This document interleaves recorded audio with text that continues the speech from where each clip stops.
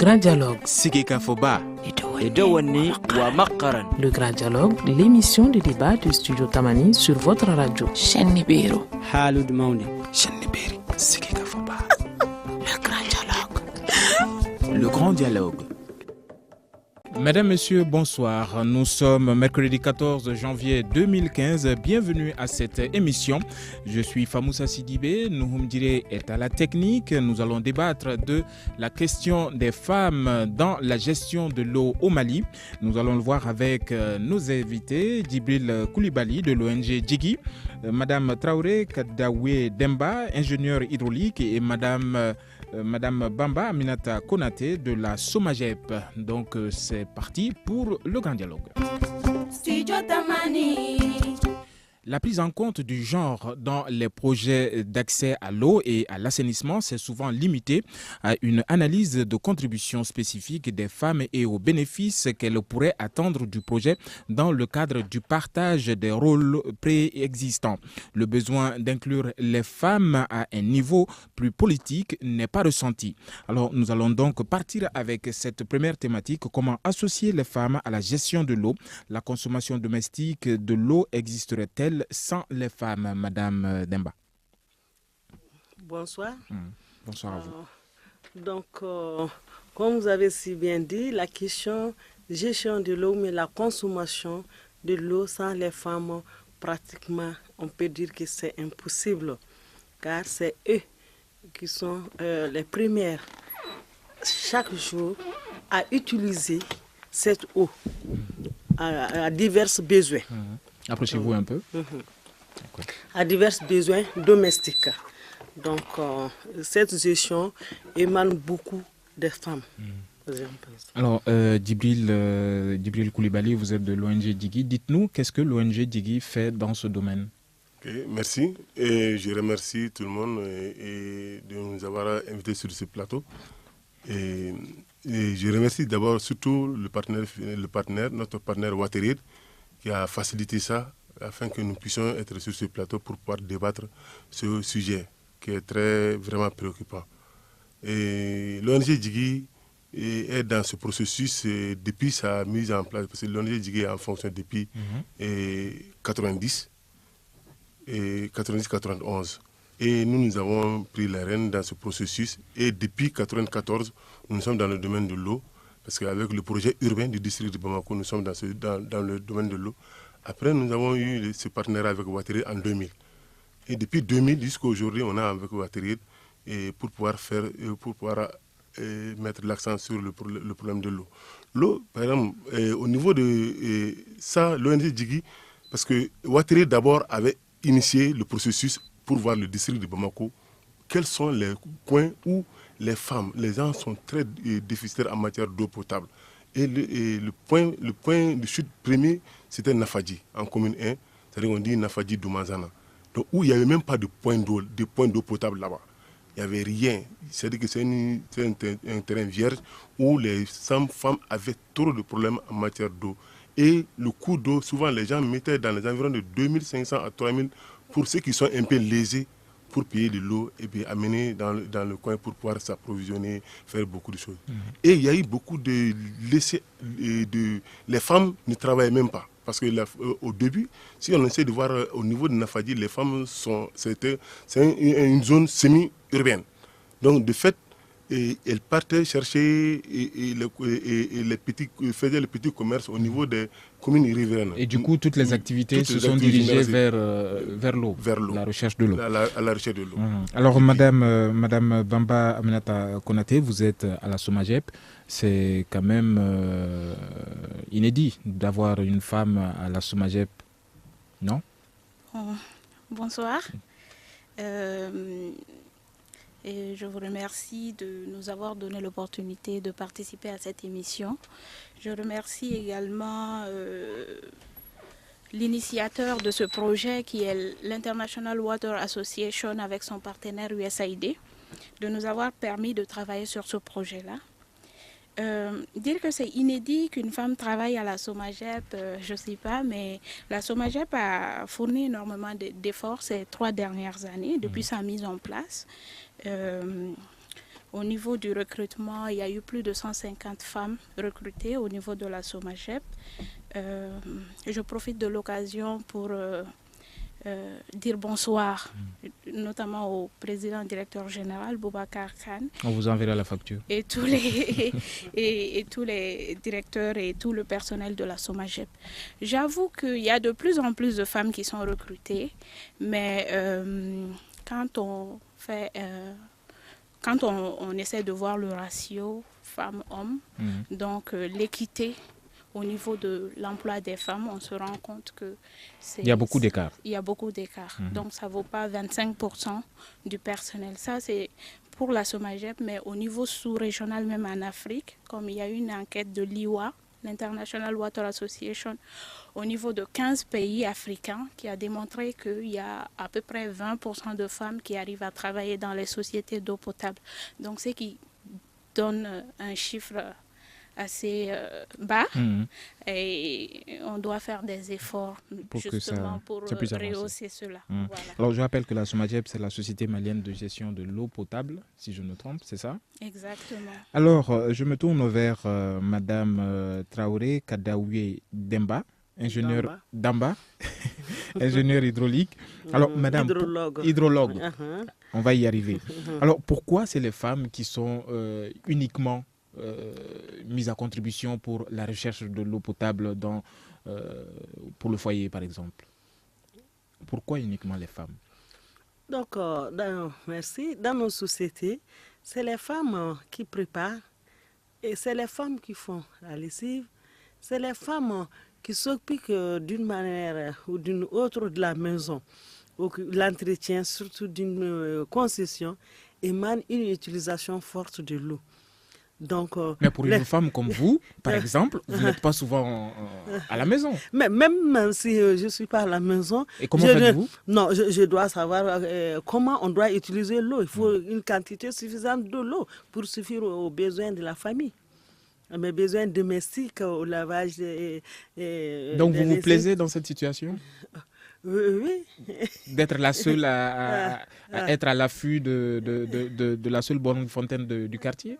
Non. Vous souhaitez que votre mari puisse prendre le relais, non? Non, on ne va pas dire le relais, mais on dit qu'une gestion, il faut que les sociétés d'eau comme la SOMAGEP, comme la SOMAPEP qui fait l'installation, qu'on multiplie ces fontaines-là au bout des carrés pour qu'on évite la quai. Alors, je voyais Djibril Koulibaly... Multiplier les branchements particuliers à moindre coût. Comme incite la CREPA. Il faut des installations à moindre coût. D'accord. Alors, je voyais Djibril Koulibaly de l'ONG Djiki aussi la tête tout à l'heure quand on parlait du genre. Vous n'êtes pas d'accord que ce soit l'homme qui aille à la recherche de l'eau, non? Bon, l'homme à la recherche de l'eau, ça dépend des zones au Mali. Quelles que soient les zones? Ça dépend des Pourquoi zones. C'est une question culturelle pour la recherche de l'eau. Par exemple, dans les zones sud au Mali... Qui pénalisent les femmes. Oui, dans les zones sud, c'est les femmes qui font à la recherche de l'eau. Mais au nord, c'est les hommes qui font à la recherche de l'eau. Parce que quand on va au nord, j'ai été là-bas, la profondeur de l'eau, ça va jusqu'à 110 mètres. Même le mois passé, j'ai quitté...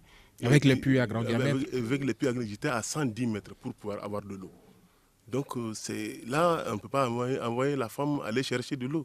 Parce que là, ce n'est pas possible. Ce sont les ânes qui tirent, ce sont les chameaux qui tirent ou bien les vaches qui tirent. Alors qu'au sud, on a à 10 mètres, à 50, à 20 mètres, 30 mètres. Donc, bon, c'est une question culturelle. Mais quand même, il faut se dire qu'au début, les femmes, on doit pouvoir quand même essayer de les mettre dans ces conditions pour faciliter l'accès à l'eau. Parce que nous avons débuté avec l'installation des bornes fontaines. Au niveau de Nafadji, je disais qu'il n'y avait pas de bornes fontaines là-bas. Maintenant, quand on avait demandé, les hommes se sont rués sur... Parce qu'ils pensaient au PECUS. Ils sont rués sur les bornes fontaines qu'ils vont gérer. Mais au finish, ils n'ont pas pu. C'est-à-dire qu'en moins de 6 mois d'exercice, les hommes ont eu trop de crédit. Ils n'ont pas pu gérer. Parce que la femme, comme l'a dit Madame Traoré, la femme elle est très pointue par rapport à la récupération des sous. 5 francs, 10 francs, ce n'est pas un problème. Mais l'homme comme vous-même, vous ne pouvez pas dire à Djibril, donne-moi paye-moi 10 francs, paye-moi 5 francs. C'est souvent une certaine honte qui est là, que l'homme ne peut pas, une gêne qui est là, que l'homme ne peut pas dire. Alors que la femme, quand tu passes, il dit, mais dis donc, Djibril, donne-moi mon argent. Il faut m'envoyer mon argent. On ne sait même pas quelle chose de moi. Donc, toujours ce problème. Donc, il y a les femmes culturelles qui est là. Mais les femmes ont pris les rênes. Par exemple, en Afadji, dans toutes nos zones d'intervention présentement, si ce n'est pas certains handicapés, un seul handicapé, sinon ce sont les femmes qui gèrent toutes les bornes fontaines. Et à la date d'aujourd'hui, l'exemple que je peux vous dire, en Afadji, on a près de 5 à 6 millions dans leur compte. Alors, Madame Konaté, je me tourne vers vous. Madame Bamba Aminata Konaté de la SOMAGEP. Alors, on voit quand il y a pénurie pendant les périodes de pointe, par exemple au mois de mars, avril, il y a votre société qui organise des distributions d'eau gratuites et il y a les petites filles qui sont mises à contribution. Est-ce que cela pénalise les petites filles en les empêchant d'aller à l'école, par exemple? Bon. Parce qu'elles sont là, c'est elles seules qui font la queue pendant que les garçons sont à l'école. J'imagine. Oui, au mois de mars-avril, on a énormément de soucis avec la distribution d'eau potable. Donc, il y a l'implication forcément des petites filles, non seulement, mais aussi des femmes dans la distribution de l'eau potable. Et ça amène un drame organisationnel sans précédent dans la gestion même de la famille, dans la gestion du lavage de linge, les ustensiles, les autres besoins.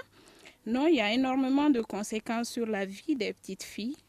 Ce n'est pas seulement dans les zones urbaines, mais aussi dans les zones rurales. On sait que le Mali est à 70% rural. Donc, on peut facilement se rendre compte que la pénurie d'eau en général a contribué à la non-scolarisation de beaucoup de filles à travers le pays.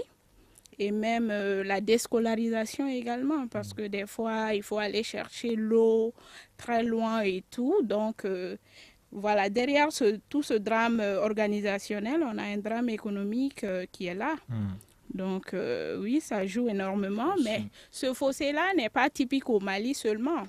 C'est typique à beaucoup de pays, même de la sous-région, qui ont énormément de problèmes pour approvisionner les foyers en eau potable. Donc, il y a les objectifs du millénaire pour le développement 2015. Donc, le Mali n'a pas pu, comme beaucoup d'autres pays d'ailleurs, pu atteindre ces objectifs-là. Pour l'instant, d'approvisionnement en eau potable. Mais ce problème est aussi une opportunité. C'est une très belle opportunité pour pouvoir créer de l'emploi, pour pouvoir mettre en place désormais plus de stations, plus de stations compactes, plus de stations de pompage, etc. C'est une véritable opportunité donc, que les étudiants et étudiantes doivent saisir et se dire que dans les prochaines années à venir, le domaine de l'eau va être très, très développé au Mali. Donc, au lieu d'aller dans des filières qui sont déjà saturées, ce serait très très important pour eux d'aller vers des filières hydrauliques, mécaniques, en tout cas des filières liées au domaine de l'eau, quoi. D'accord. Voilà. Une courte pause et nous nous retrouvons pour la deuxième partie. Retrouvez Studio Tamani sur les réseaux sociaux. Commentez sur Facebook et Twitter nos informations, nos photos et nos vidéos. Prolongez le débat sur Studio Tamani. Et cela se fait sur notre page Facebook et notre compte Twitter, sans oublier notre site web www.studiotamani.org. Nous parlons aujourd'hui de l'implication des femmes dans la gestion de l'eau au Mali. Et nous avons comme question dans la deuxième partie, la corvée est-elle révélatrice du statut de la femme? Cette corvée de la recherche de l'eau potable pour les foyers. Nous sommes avec Djibril Koulibaly de l'ONG Djigui, Madame Traoré Kadaoué Damba, ingénieur hydrologue, Madame Bamba Aminata Konaté de la SOMAGEP. Alors, je me tourne vers Madame Traoré Kadaoué Damba, ingénieur hydrologue. Alors, Madame, aujourd'hui, peut-on dire que les hommes reconnaissent assez l'implication des femmes dans la gestion de l'eau au Mali?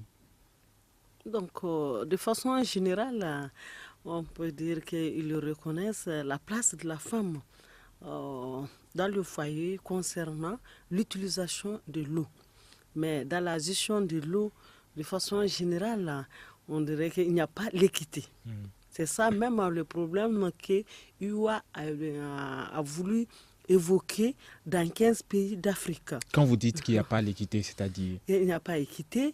Par exemple, les femmes ont de façon générale, entre guillemets, une discrimination dans la fonction, dans le corps des métiers d'eau. Il y a des postes de responsabilité que les hommes pensent qu'on n'est pas confié à une femme. Qu'elle sera, même si ce n'est pas la capacité intellectuelle, mais elle est incapable de faire ça physiquement, vu les contraintes de famille. Donc, comme l'ONG a dit, alors que si on confie la gestion d'une bonne fontaine à une femme, en ce qui concerne les revenus, il n'y a pas de problème. Mais pourquoi pas une femme en plomberie? On va évoquer cette question dans la troisième partie. Pourquoi pas des responsabilités à des femmes? Pourquoi pas une femme directrice de centre? Donc, tout ça est question à débat. Oui, à débat. Alors, donc, les femmes se sentent-elles, merci beaucoup madame, les femmes se sentent-elles ou bien se sentiront-elles plus valorisées dans la répartition des tâches au sein du foyer en termes de gestion de l'eau, monsieur Djibril? Bon, oui, les femmes se sentent valorisées parce que moi, je suis en commune 1 et je suis en Afadji également. Approchez-vous un peu du micro. Je suis en commune 1, je suis en Afadji également. D'accord. Et le problème d'eau se pose avec acuité. Et moi, mon véhicule, quand je rentre de la maison, souvent, j'ai à peu près 4 bidons, 5 bidons dans mon véhicule pour l'amener à la maison. Parce que vraiment, je sens qu'il y a un problème. Quelles consignes est-ce que vous donnez quand vous rentrez à la maison? Je les donne l'eau et puis il faut que moi, j'ai quand même mon eau. Il faut que j'ai mon eau. C'est votre eau? Non, j'ai mon eau. Il faut pas que les enfants aient un problème par rapport à l'eau. Par exemple, pour que les enfants soient propres, pour qu'on ait l'eau quand même sans problème, pour qu'il n'y ait pas de problème en matière de gestion au niveau familial. Je demande à madame, tu sais, j'ai amené l'eau. Donc, fais tout pour qu'on trouve une solution à ça. Et même, bien que j'ai un robinet chez moi, parce que souvent on a trop de problèmes par rapport à ça. Donc, j'amène là ça. Et puis en plus de cela, j'ai mon jeune frère qui va chercher de l'eau avec mon véhicule encore pour ramener la nuit. Donc, j'ai tout ces énergies que je demande maintenant à ce qu'il y a une gestion. Au cas où, souvent, il faut se dire... Donc vous faites la recherche et la gestion incombe à la femme. À elle. Mais si quand même il y a défense, je ne serai pas d'accord avec elle. Je le dis à chaque fois. Je dis non, je ne suis pas d'accord qu'il y ait pénurie d'eau. D'accord. Alors, la représentante de la SOMAGEP est là, Bamba Aminata Konaté. On sait que la SOMAGEP a une action plutôt commerciale car il y a une structure qui gère le patrimoine, notamment les infrastructures, les installations de distribution d'eau au Mali, en dehors de la SOMAGEP. Donc aujourd'hui, quels sont les retours que vous avez quand vous distribuez de l'eau en des périodes de pointe, par exemple avril et mars, de la part des femmes au foyer? Quand il y a pénurie, vous convenez avec moi qu'il y a énormément de plaintes. Il y a souvent des plaintes des associations des consommateurs, il y a des plaintes de beaucoup de structures. Mais sinon, la SOMAGEP, pour être un peu plus précise, il y a une direction commerciale au niveau de la SOMAGEP, mais aussi la SOMAGEP doit exploiter le réseau de distribution et la SOMAGEP fait la production de l'eau. Donc tout ce qui est captage au niveau de l'eau brute, donc du fleuve, captage, traitement, refoulement au niveau des réseaux de distribution jusque chez jusque dans les familles. Donc c'est toute cette chaîne-là qui est confiée vraiment à la SOMAGEP. Donc au-delà de la commercialisation, il y a la production et la distribution de l'eau. Voilà, donc on a énormément de retours d'informations, notamment nous on a ce qu'on appelle la gestion des réclamations. C'est comme une activité vraiment qui fonctionne bien. Donc, notre direction commerciale recense vraiment les réclamations clients qui viennent. Ils ont un délai pour traiter ces réclamations-là. Alors, on essaie au mieux de notre capacité de répondre à ces besoins-là. Voilà, je suis pas représentante de la SOMAGEP comme c'est dans le cadre de ce projet-là, donc je me permets quand même de répondre à cette question-là. D'accord. Voilà. Alors, le modèle social actuel comporte-t-il des ingratitudes envers les femmes, Madame Damba? Non, on ne pourra pas dire des ingratitudes, ça c'est un peu trop. Mais on veut, comment je peux me répéter, on veut dire l'équité. Donc, une femme à diplôme égal. Est-ce qu'avec des hommes comme Djibril Coulibaly que nous avons aujourd'hui, il est facile d'avoir l'équité? Bien sûr. Donc, comme Djibril même a suggéré, donc c'est pas seulement aujourd'hui qu'on s'est rencontrés. Donc, on a fait beaucoup d'activités ensemble. Il y a des années. Bien sûr, ils sont réceptifs. Il a oublié un peu le visage de Mme Traoré. Certainement. Ça lui revient aujourd'hui. Si elle veut dire qu'elle me laisse parler, elle a grossi.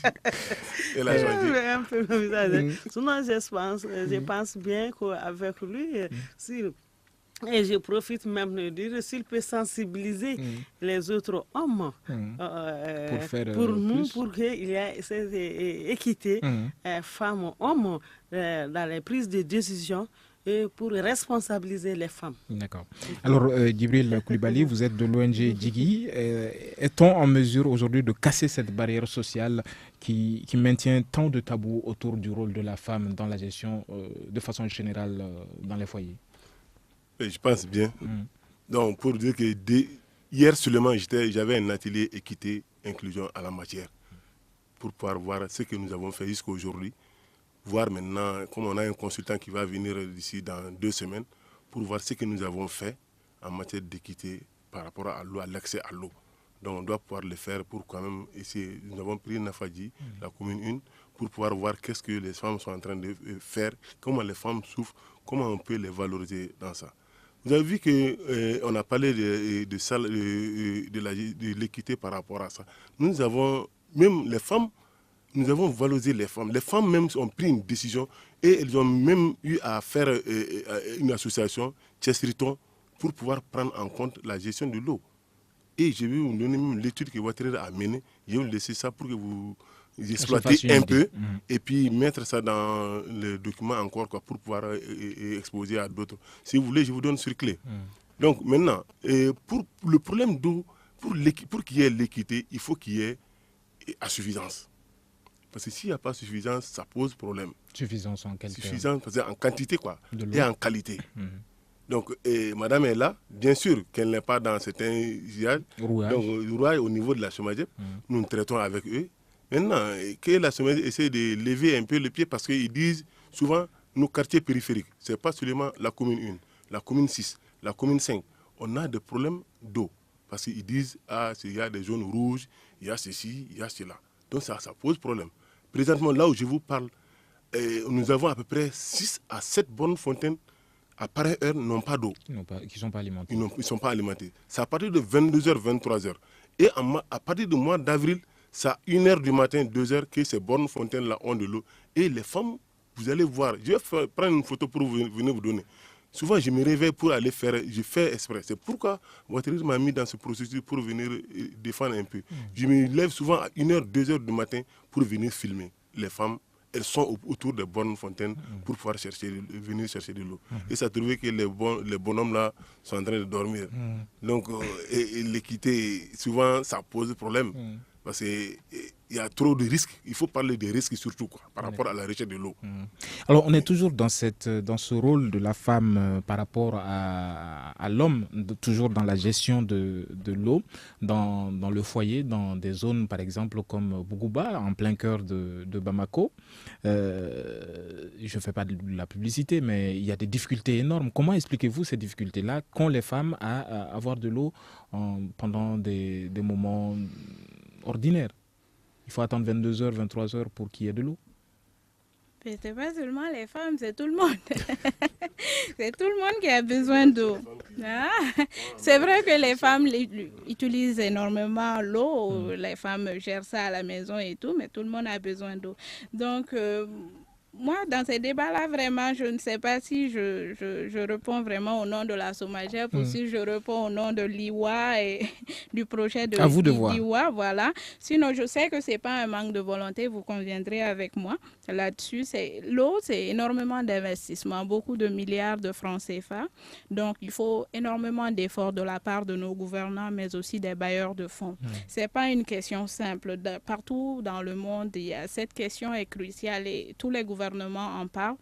Donc, nous, ici au Mali, on a énormément d'efforts à faire. Voilà. Donc, ensemble, main dans la main, la SOMAGEP, je suis persuadée, je suis dedans, je suis sûre qu'on est en train de faire le maximum pour satisfaire nos clients. Voilà. Donc, la SOMAGEP s'est même inscrite dans une démarche qualité.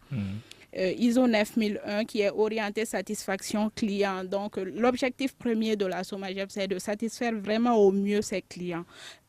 Donc, ne doutez pas de la bonne volonté. Mais au-delà de cette volonté, comme je vous ai dit, il y a un aspect économique qui est là. C'est purement, il faut énormément d'investissement en termes de milliards de francs CFA. Donc, je sais qu'il y a la station de Kavala qui est un projet en cours. Donc, quand cette station sera opérationnelle, je suis persuadée que ça va soulager beaucoup de ménages. Sinon, pour rebondir sur l'équité et inclusion, moi je vois ça sous deux aspects. Premièrement, l'équité au niveau de pauvres et riches. Il y a des gens qui disent que les riches ont l'eau dans leur cuisine, dans leurs toilettes et tout, et que les ménages qui n'ont pas assez de moyens utilisent des bornes fontaines et tout. Donc, c'est la question d'investissement encore qui revient. Quand il y a assez d'investissement, alors les familles les ménages à faible revenu aussi peine exactement à satisfaire. Voilà. À être satisfait. Voilà, pourront vraiment avoir peut-être des robinets chez eux, les branchements, etc. pourraient également être faciles, quoi. Mais il y a ces ménages qui n'ont pas même les moyens. Souvent, le branchement est possible pour eux, mais ils n'ont pas les moyens d'acquérir des robinets. Donc, dans ce genre de situation, les bornes fontaines aussi sont importantes. Et je vois l'équité et l'inclusion aussi par rapport au genre. Donc, l'implication des femmes dans le domaine de l'eau. Elles ne sont pas assez impliquées. Il y a diverses raisons. Souvent, les femmes même pensent qu'elles n'ont pas le droit de faire des études hydrauliques ou mécaniques. Il y a cette barrière-là. Et cette barrière-là qui bloque les femmes, donc qui fait que, peut-être culturelle, sociale, psychologique, qui fait que les femmes pensent qu'elles ne doivent pas faire des études scientifiques. Donc, il faudrait vraiment un changement de mentalité à ce niveau pour que les femmes puissent s'intéresser davantage à ce domaine-là, premièrement. Deuxièmement, que les hommes aussi aient confiance aux femmes compétentes qui sont là, qui ont des diplômes en hydraulique et mécanique, qu'ils aient confiance à ces femmes-là, puis qu'ils se disent qu'elles peuvent. Il y a des femmes compétentes qui peuvent gérer des choses. Donc, il y a aussi la transversalité qui fait que quand tu fais la gestion, tu peux gérer, tu es appelé à gérer tout. Donc, oui, tu n'es pas technicienne, mais si tu es intéressée ou si une femme est intéressée à gérer un domaine technique, si elle s'y met avec des formations par-ci et là, je pense qu'elle pourra se tirer d'affaires. Voilà, donc il y a des textes aussi qui corroborent cela. Il y a notamment la politique nationale de l'eau qui est basée sur la gestion intégrée des ressources en eau, dont le 4e axe, c'est justement l'implication des femmes dans les métiers de l'eau. D'accord. Nous allons voir plus en profondeur l'implication des femmes dans cette question de gestion de l'eau dans la 3e partie qui sera amplement consacrée à l'implication de façon assez appuyée des femmes dans cette question de l'eau. Nous allons tout juste observer quelques secondes de pause. Vous écoutez Studio Tamani, votre avis nous intéresse. Écrivez vos commentaires et suggestions sur la page Facebook et dialoguez avec nous. Studio Tamani, c'est aussi les réseaux sociaux. Les réseaux sociaux à travers notre page Facebook et notre compte Twitter. Nous sommes donc à la troisième partie de cette émission consacrée à cette question. Quelle est la responsabilité des femmes dans la gestion de l'eau au Mali et quels peuvent être les rôles des femmes dans cette gestion? Y a-t-il beaucoup de femmes qualifiées dans le secteur de la gestion de l'eau? Madame Damba. Merci. Madame Traoré. Donc, quand je commence d'abord par la dernière question, en disant qu'il y a-t-il beaucoup de femmes qualifiées dans le domaine de l'eau.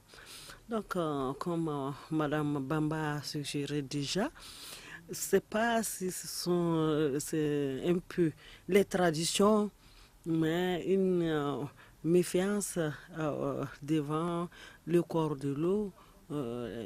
Donc, il n'y a pas beaucoup de femmes dans le secteur, spécialistes dans le secteur de l'eau.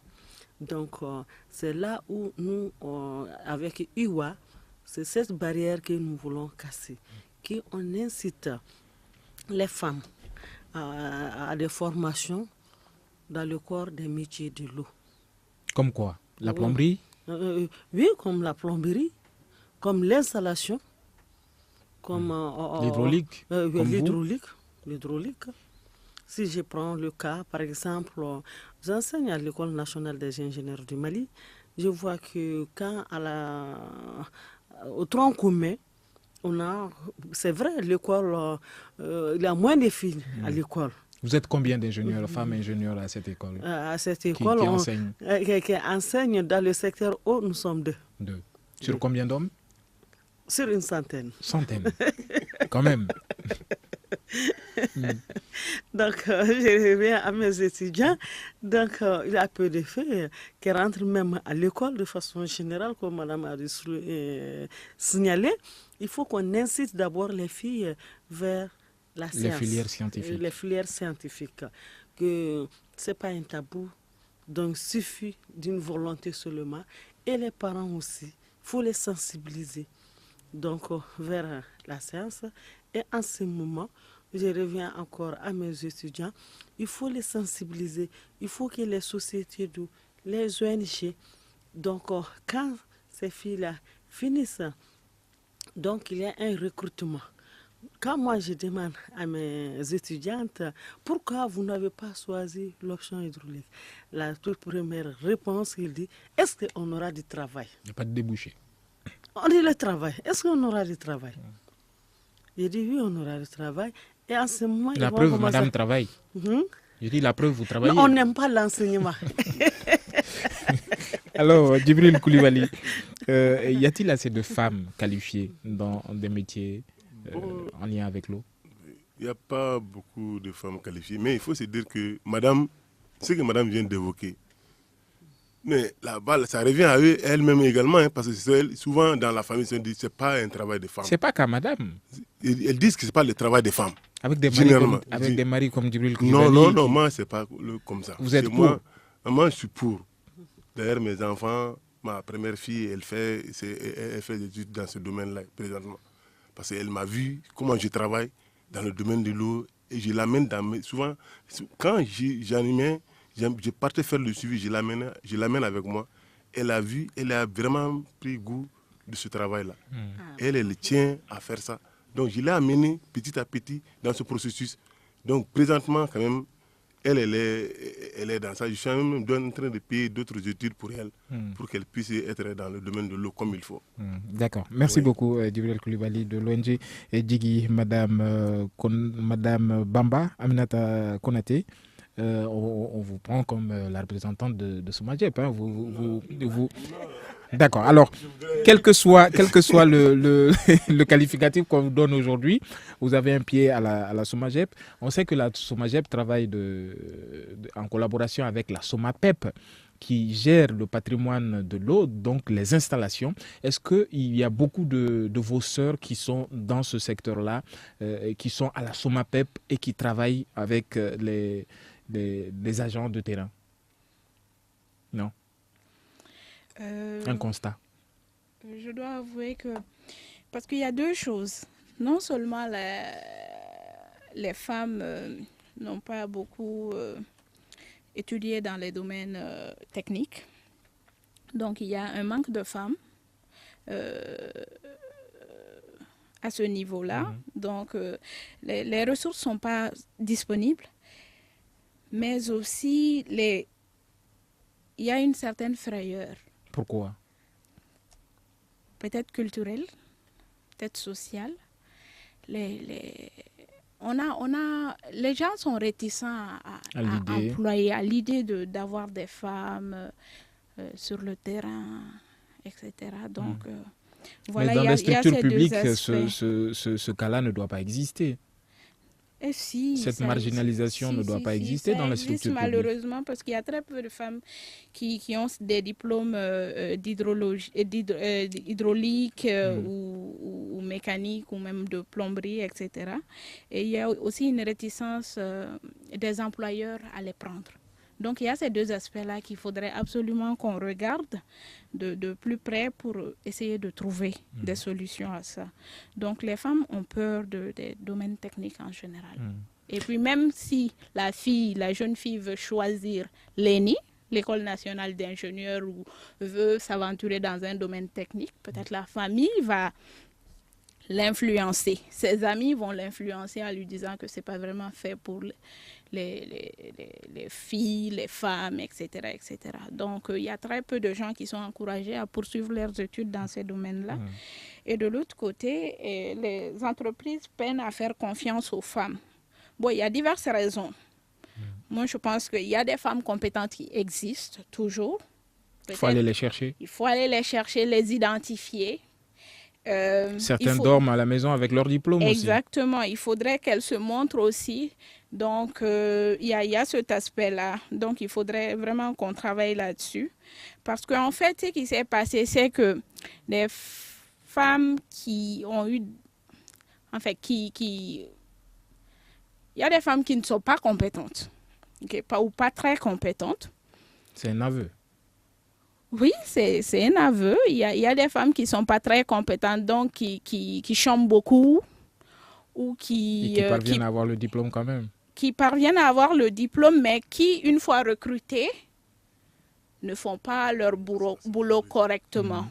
Donc en fait, ça joue à la... Ça handicape beaucoup. Ça handicape toutes les femmes. Parce que du coup, on se dit, vraiment, quand on va recruter les femmes, là, elles vont se comporter de telle manière.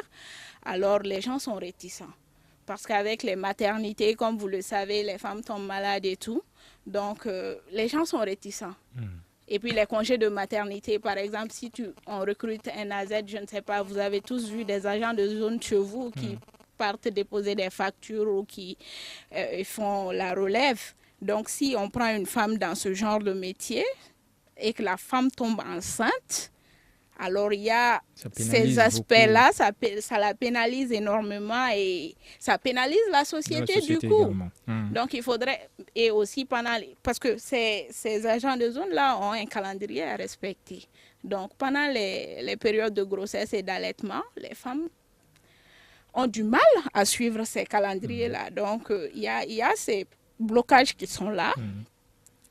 Donc, mais bon, toujours est-il qu'on doit essayer de trouver des solutions pour qu'il y ait plus d'équité. D'ouverture au niveau de l'emploi des femmes. Alors, Madame Traoré Kadaoui Damba, ingénieure hydrologue, aujourd'hui, la question que vous posez, c'est de permettre aux femmes de s'insérer ou bien d'avoir une plus grande portion du marché de l'emploi dans le secteur de l'eau. Mais est-ce qu'en retour, il y a des femmes compétentes? Oui, il y a des femmes compétentes. Il y a des femmes compétentes. On ne peut pas faire l'ENI et ne pas être compétente. Est-ce qu'il y a beaucoup qui font l'ENI? Non, c'est ce que j'ai dit. J'ai dit que donc il n'y a pas beaucoup qui font l'option hydraulique à l'ENI. Alors à quoi sert votre combat? Donc notre combat n'est que dans un premier temps que les peu qui terminent avec leurs compétences, qu'on valorise ces jeunes filles-là, qu'on essaie de casser cette barrière-là et qu'elles ne soient pas timides à aller vers les sociétés d'eau. Celles qui finissent l'ENI, est-ce qu'elles chôment? Donc, elles ne sont pas de façon générale, mais comme on dit, dans une société aujourd'hui, s'il y a des sociétés d'eau, Donc, quand on fait une comparaison de salaire envers la fonction publique, ces jeunes filles-là vont vers l'entrepreneuriat à faire le bâtiment. Donc, ou mais à être des bureaucrates. Donc, du ça, coup, la formation initiale n'est pas mise en avant. Oui, n'est pas mise en avant. Donc, si les sociétés d'eau essaient de recruter à la sortie, même venir vers les écoles, comme dans certains pays font, donc venir vers les écoles à solliciter la main de ces jeunes filles-là, depuis le tronc commun. Donc, au niveau de l'école, cette information peut passer à cette année, la SOMAGEP, la SOMAPEP, les ONG, WaterAid sont venus chercher. Donc, ils ont donné une priorité aux JAR. Donc, cela va les amener à la séparation du tronc commun, à choisir l'option, à être formés dans le domaine. Alors, Djibril Koulibaly de l'ONG Djigui, est-ce que vous pensez qu'il y a du répondant aujourd'hui sur le terrain en termes d'emploi, de compétences? Bon, en termes d'emploi de compétences, il y en a. Mais il faut se dire que ce que madame vient de dire, c'est-à-dire que les femmes ne parviennent pas à se valoriser elles-mêmes. C'est ça le grand problème. Madame vient de dire, moi, je travaille avec eux, avec la SOMAGEP. Les femmes ne se valorisent pas. Oui, les femmes ne se valorisent pas. Sinon, j'ai eu à travailler, j'ai même demandé une fois à Cannes, à votre directeur, quand je suis venu pour... Pas notre directeur leur directeur, Cannes. J'ai demandé à ce qu'on donne, je faisais l'installation des bonnes femmes. J'ai demandé, il y a une femme entrepreneur, Madame Traoré, j'ai demandé à ce qu'on la donne le travail.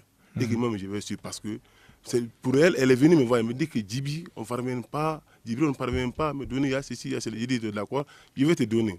Je l'ai même amené sur le terrain d'abord pour faire les essais d'abord, pour essayer de voir comme il faut. Et après, j'ai demandé à ce qu'on la donne. On l'a donné le travail. Donc, mais elle a bien fait le travail. Vous souhaitez une plus grande implication des pouvoirs publics? Des pouvoirs publics, tout le monde, tout un chacun s'implique, mais que les femmes cherchent à se valoriser elles-mêmes.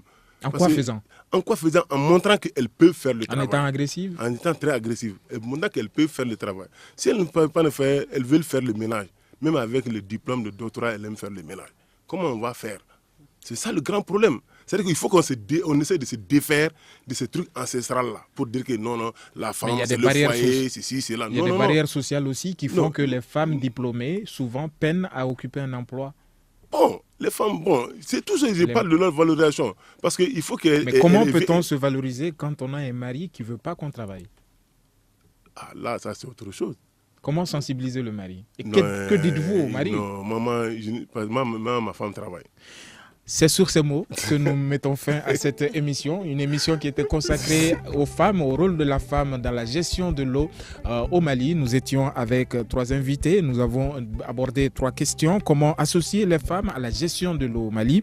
La corvée de la femme est-elle révélatrice de son statut dans le foyer? Quelle est la responsabilité des femmes dans la gestion de l'eau au Mali? C'était les 3 questions que nous avons débattues dans cette émission, une émission que j'ai eu le plaisir de présenter avec des invités, Djibril Koulibaly de l'ONG Djigui, Madame Traoré Kadawe Damba, ingénieure hydrologue, Madame Bamba Aminata Konaté de la SOMAGEP et également représentante d'une ONG ici que je ne vais pas citer car le nom m'a échappé. Alors je suis Famoussa Sidibé, Nouhoum Diré était à la technique, Ousmane Diadje Touré et Rukia Danyoko ont réalisé cette émission et à la régie vidéo il y avait Salim Diouara. À demain. Le Grand Dialogue. Le Grand Dialogue, l'émission de débat du studio Tamani sur votre radio. Le Grand Dialogue. Le Grand Dialogue.